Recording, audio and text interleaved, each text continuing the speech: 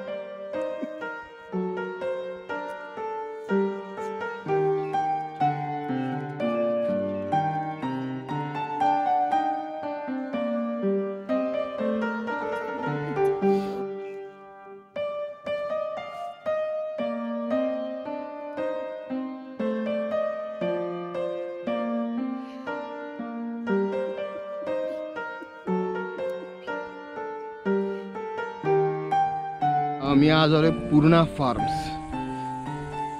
Purna farms म्हणजे actually एक interesting जागा आहे। म्हणजे ॲक्च्युली ते पाहायला गेलं तर नुसतं फार्म हाऊस नाही आहे, इट इज ॲक्च्युअल फार्म। म्हणजे शेत आहे आणि राहण्याची छोटीशी व्यवस्था आहे। 5-6 जणांची छान राहायची व्यवस्था होते। तुम्ही तुमचे टेंट लावून राहू शकता, तुम्हाला स्वयंपाक करायला वगैरे जागा मिळेल, करून खाण्यातली जी मजा आहे ती करता येईल। आणि दिवसा वाटल्यास आणि तुमची इच्छा असेल की तुम्ही किंवा तुमच्या मुलांनी वगैरे की शेतात काम कसं चालतं ह्याचा अनुभव घ्यायचा आहे, तर तुम्ही इथल्या लोकांसोबत शेतात कामही करू शकता। म्हणजे मजा अशी आहे की आजकाल आपण ह्या गोष्टी विसरत चाललेलो आहोत। आपल्याला ह्या गोष्टींचं आता सवय राहिलेली नाही आहे। आपल्याला धान्य कुठून येतं तर दुकानातून येतं असं वाटतं आजच्या पिढीला, पण त्यांना नक्की शेतात काय पद्धतीची कामं चालतात, किती कष्ट लागतात, किती मजा येते, हे सगळं इथे अनुभवता येणार आहे।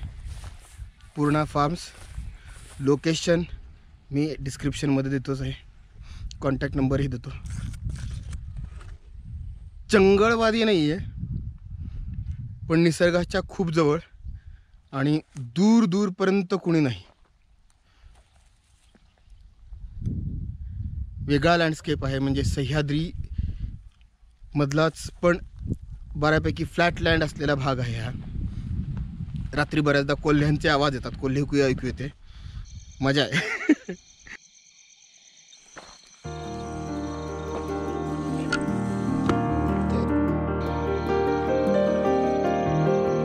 तिचा कोणीतरी संदेश आहेच। एवढं सुद्धा चिकन आणलं असेल तर बघ बघा,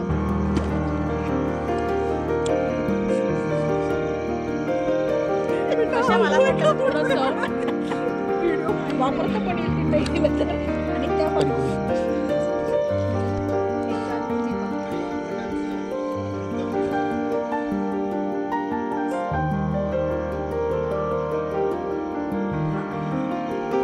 आणखीन एक नवीन गोष्ट जी मी ह्यावेळेस केलेली आहे, मी ऑइल पेंट्समध्ये हे पेंट केलेलं आहे। ऑइल पेंट्स लवकर वाळत नाहीत, त्यामुळे ते चित्र परत घरी कसं न्यायचं हा एक मोठा प्रॉब्लेम असतो।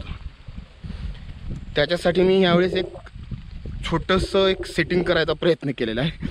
म्हणजे ही अवेलेबल असलेली एक पेटी आहे जी नॉर्मली चित्र ठेवण्यासाठी वापरली जाते। त्याच्या साईडला मी आपले विंडोच्या रेलिंगला लावणारे जे चॅनल्स असतात, ॲल्युमिनियम चॅनल्स, असे एकमेकांना लावून ते साईडने चिकटवलेत। आणि या 3 चित्र तरी व्यवस्थित बसतील असा माझा गेस आहे.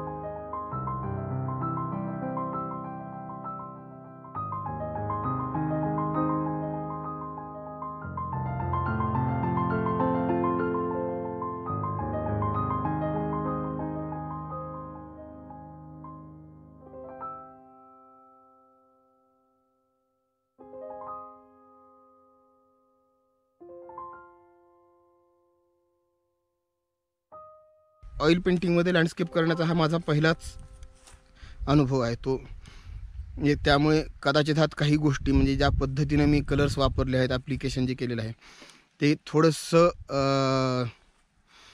चुकीचं नाही म्हणता येणार, पण आणखीन चांगल्या पद्धतीनं होऊ शकेल असं वाटतंय. आणि पुढच्या काही दिवसांमध्ये म्हणजे पुढच्या काही ट्रिप्समध्ये त्याही गोष्टीचा अंदाज येईल की ते बरोबर होतं आहे नाही होतं आहे. शिकेन, हळूहळू शिकेन, वेळ लागेल थोडासा, पण शिकायला काहीच हरकत नाही, शिकू शकतो मी. लवकरच भेटूयात पुढच्या पेंटर ऑन द गोच्या ट्रिपमध्ये. आणि बस